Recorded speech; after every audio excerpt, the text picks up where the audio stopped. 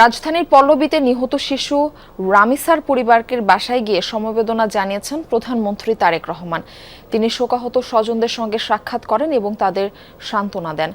আশ্বাস দিয়েছেন দ্রুত বিচার নিশ্চিতের আর পরিবারের পাশে দাঁড়ানোর।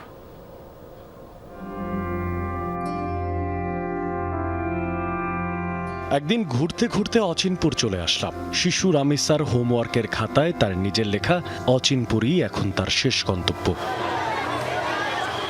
মধ্যে বৃহস্পতিবার রাতে রামিসার বাসায় যান প্রধানমন্ত্রী তারেক রহমান। পরিবারের সদস্যদের জানান সমবেদনা, দায়িত্ব নেন রামিসার বড় বোনের। পরে স্বরাষ্ট্রমন্ত্রী ও আইনমন্ত্রী জানান রামিসা হত্যার বিচার দ্রুততম সময় হবে।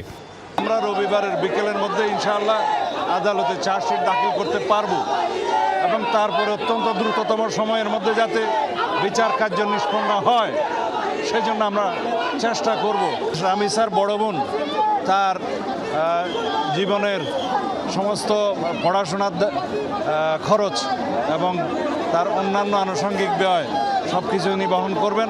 এত দ্রুততম সময়ে এইভাবে গ্রেপ্তার হওয়া খুব নজিরবিহীন। তারা গ্রেপ্তার এবং আমাদের আইনি পদক্ষেপগুলোতে এখন পর্যন্ত তারা সন্তুষ্ট।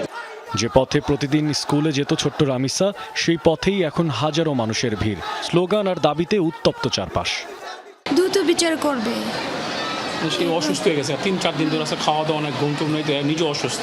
আমার বড় মেয়ে লেখাপড়ার দায়িত্ব নিবে বলছে।